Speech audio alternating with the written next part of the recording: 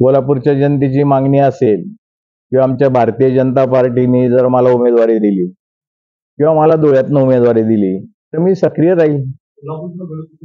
कुठून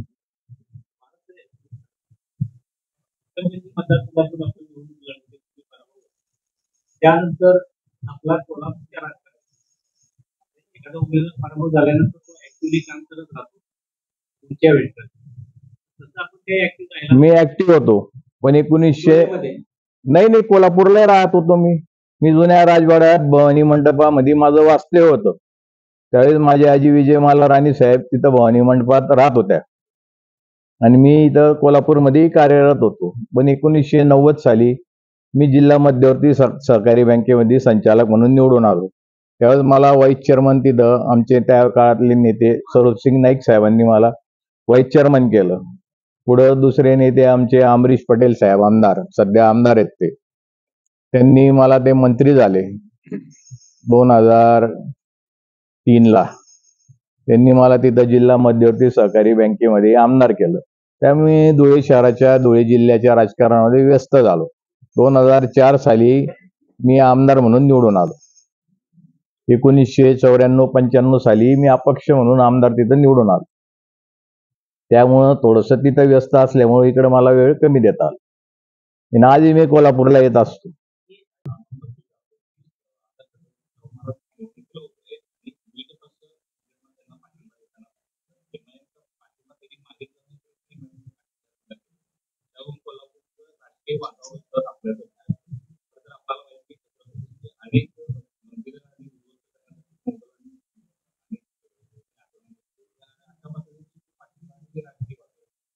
की त्यांनी ठरवायचंय कोणाचा पाठिंबा घ्यायचा किंवा नाही घ्यायचा.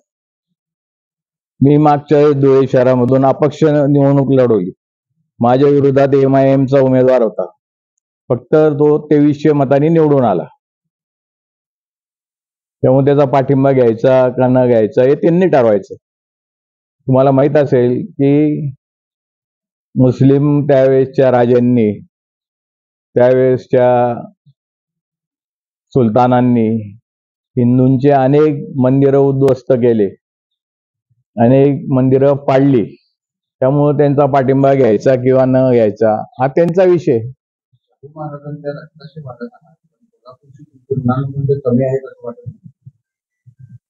मी नेहमी कोल्हापूरला येतो. कोल्हापूरच्या जनतेला मी भेट देतो.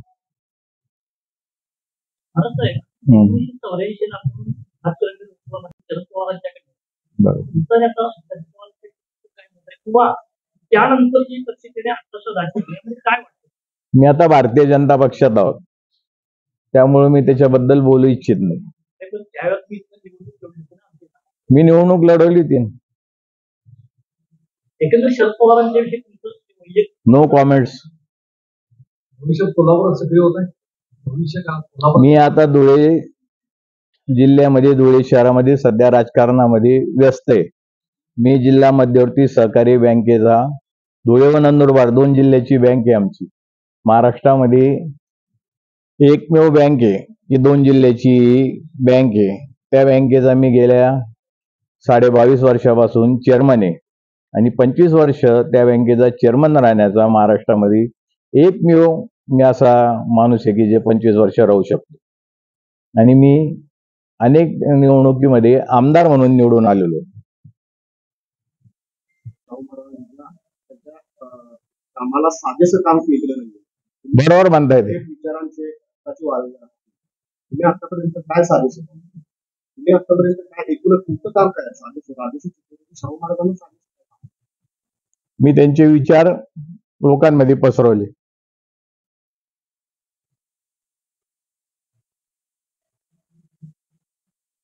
जे यांनी केलं नाही ते मी केलं. मी जनतेपर्यंत गेलो. शाहू महाराजांची जनतेच्या प्रश्नावर मी कधी ऐकलं नाही.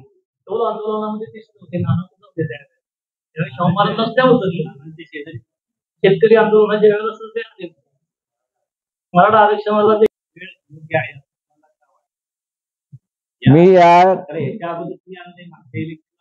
मी या जिल्ह्याच्या लोकांना, मतदारांना इथं आव्हान करायला आलोय की आपण भारतीय जनता पक्षाच्या उमेदवारांना, दोघी हातकलंगणी आणि कोल्हापूर शहराच्या उमेदवारांना आपण मदत करा, ही विनंती करण्यासाठी मी इथं आलेलो आहे.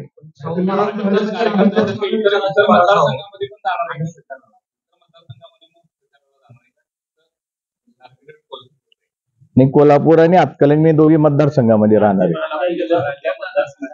नाही, मला जेवढा वेळ मिळेल मी धुळे मतदारसंघामध्ये प्रचार आहे, तिथं मी प्रचार प्रमुख आहे, तिथलाही मला प्रचार करायचा आहे.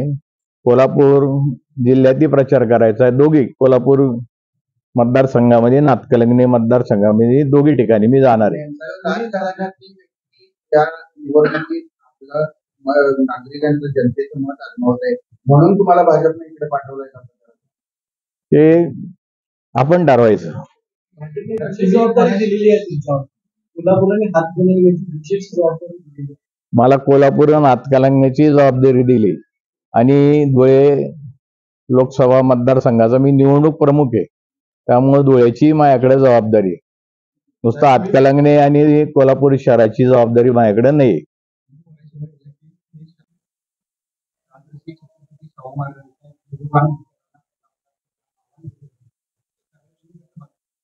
मी छत्रपती शाहू महाराजांचा वारस आहे, त्यामुळं त्यांचे जे काही विचार आहे ते जनतेपर्यंत पोचवायचे.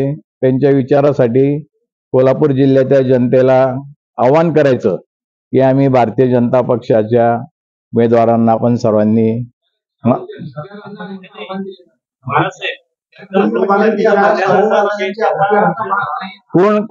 कोण विचारांना आव्हान देतं?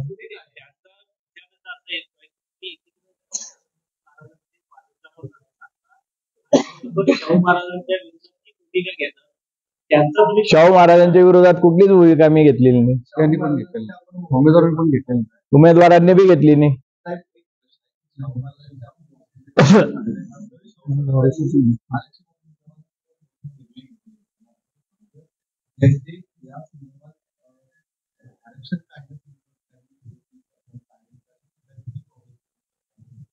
ही चुकीची आहे, तो प्रश्न न्यायालयाने तो प्रश्न सोडवला जाईल आणि भारतीय जनता पक्षाचा त्या आरक्षणाच्या हिच्यामध्ये न्यायालय जो निर्णय देईल त्याला पाठिंबा असेल. तो आमचा घरगुती वाद आहे, मी सांगितलं ना, त्याच्याबद्दल मी बोलणार नाही.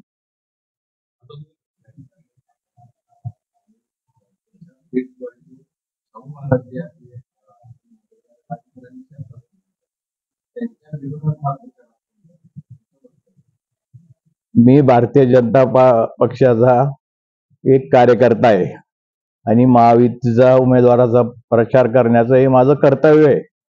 त्यामुळं मी काही खोलात जात नाही शाहू महाराजांबद्दल. मी फक्त छत्रपती शाहू महाराजांचा वारसदार म्हणून या कोल्हापूर शहरातील जनतेला आणि जिल्ह्यातील जनतेला आमचे भारतीय जनता पक्षाच्या महायुतीच्या दोघी उमेदवारांना विजयी करा असं आवाहन करण्यासाठी मी इथं आलेलो आहे. हो, 3 तारखेला मी परत येणार आहे.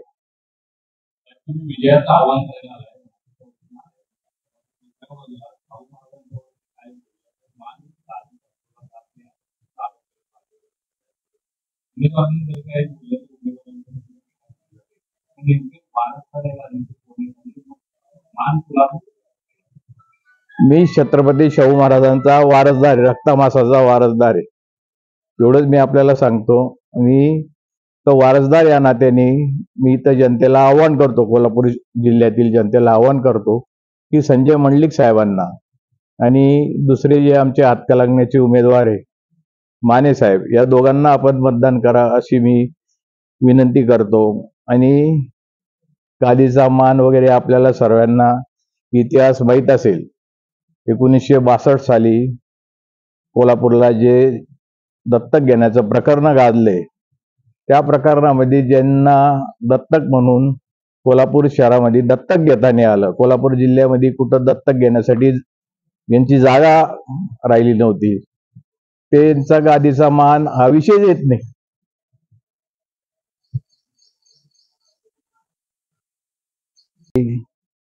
शाहू महाराजांचा पंतू आणि तसेच महाराजांचा चिरंजीव.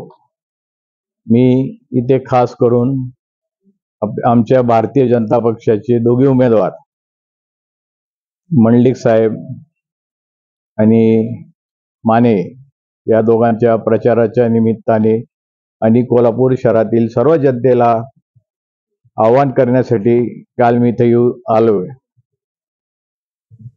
विमानाला थोडा उशीर झाल्यामुळे काल मोदी साहेबांच्या सभेला उपस्थित राहता येत नाही, म्हणून आजच्या पत्रकार परिषदेच्या निमित्ताने मी आपल्याला आवाहन करतो की आपण आमचे दोघी भारतीय जनता पक्षाच्या उमेदवारांना मतदान करण्यासाठी कोल्हापूर शहरातील जनतेला आपण माझ्या वतीने आवाहन करावं अशी मी आपल्याला विनंती करतो.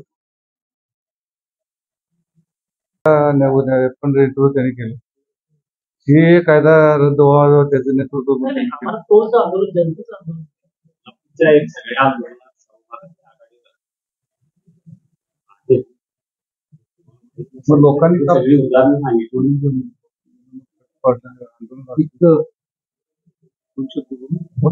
हे किरण शिंदे आमचे सहकारी. नाही, नाही, हे पहिलं उत्तर. जरा एक मिनिट. पहिल्यांदा म्हणतात की शाहू महाराजांना फक्त कोल्हापूर जिल्ह्यापर्यंत सीमित करू नका.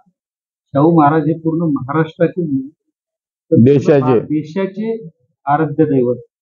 शाहू महाराजांच्या विचारांवरती हा महाराष्ट्र चालत आहे. या ठिकाणी जे आलेले आहेत राजवर्धनजी कदम हे शाहू महाराजांच्या रक्ताचे वारसदार म्हणून या ठिकाणी. पहिला प्रश्न घरगुती याचा तो कौटुंबिक आहे. त्या कौटुंबिक वादाच्या प्रश्नावरती ते त्यांच्या पद्धतीने हे करते. आज ज्या पक्षाच्या संदर्भात त्यांनी भूमिका घेतली त्यांचं असं मत आहे की त्या पक्षाच्या भूमिकेशी शहाजी महाराज हे शाहू महाराजांचे बाचे होते, म्हणजे राजाराम महाराजांचे बाचे होते. त्यावेळेस ब्रिटिश काळामध्ये राजगादी आपल्याला मोकळी ठेवता येत नव्हती, म्हणून ताराराणी राणी साहेबांनी ज्या आईंच्या आई होत्या, सख्या आई होत्या, बडोद्याच्या मोठ्या प्रिन्सेस होत्या, त्यांनी त्याला दत्तक घेतलं. शहाजी महाराजांना जे आईंचे आतेभाऊ होते त्यांनी कमिटमेंट केलं होतं, म्हणून ते तिथले कोल्हापूरला दत्तक आले. ते मूळचे देवाचे तुकोजीराव महाराज, तुकोजीराव पवार म्हणून त्यांचं नाव होतं.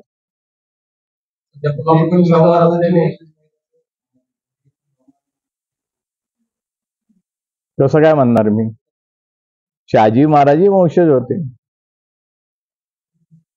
उमेदवार जे आहेत ते म्हणतात पुरोगामी विचारांचा निघून पुढे जातोय, तर याबद्दल आपली भूमिका हे अगेन्स्ट आहे. तर याबद्दल माझी भूमिका अगेन्स्ट ते कसं काय ठरवलं तुम्ही? प्रचाराला तुम्ही भाजपच्या जर असेल तर उमेदवार वेगळाच आहे ना. जर प्रचाराला आपण भाजपच्या आला, भाजप विरुद्ध महाविकास आघाडी विरुद्ध माहिती असं चालू, तर आपली भूमिका महायुतीच्याच बाजूने आलोय मी, भाजपच्याच बाजूने मी प्रचाराला आलो. आणि कोणी सांगितलं की भारतीय जनता पक्ष हा शाहू महाराजांच्या विचाराच्या विरोधात आहे? महायुतीचे उमेदवार म्हणतात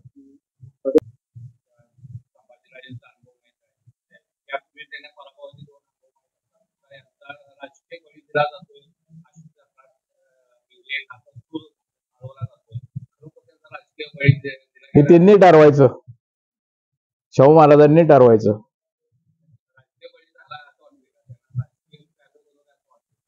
ते त्यांनी ठरवायचं. मी फक्त भारतीय जनता पक्षाच्या दोघी उमेदवारांच्या प्रचारासाठी इथं आलोय.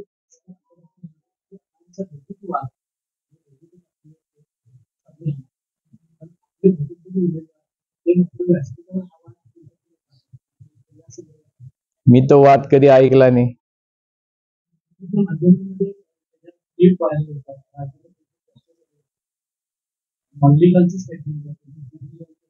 हा आमचा घरगुती वाद आहे, आम्ही सोडू.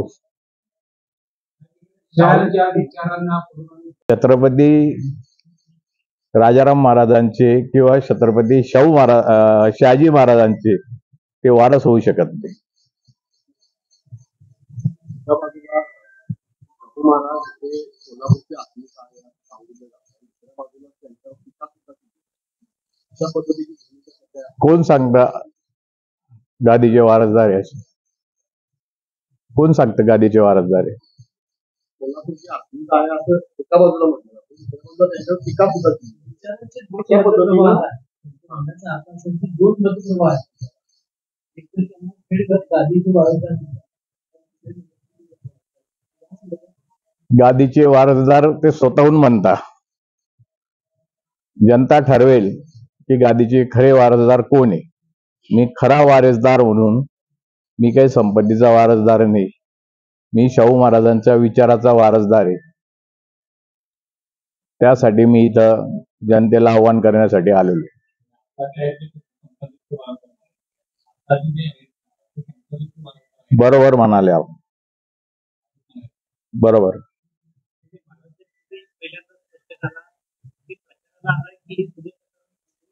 नाही, मी प्रचाराला आलोय. भारतीय जनता पक्षाच्या प्रचाराला आलोय. मला काही भाष्य करायचं नाही. तो आमचा अंतर्गत प्रश्न आहे, घरगुती प्रश्न आहे. नाही नाही नाही, बिलकुल नाही. घरगुती वाद आहे. हा घरगुती वाद काय न्यायालयाचा त्याच्या माध्यमातून जो सोडवला जाईल. विषय नाहीये. बरोबर. मान्यांना मतदान करा यासाठी मी इथं आलोय. एक भाजपचा पदाधिकारी म्हणून, जबाबदार पदाधिकारी म्हणून. या ठिकाणी उपस्थित असलेले सर्वच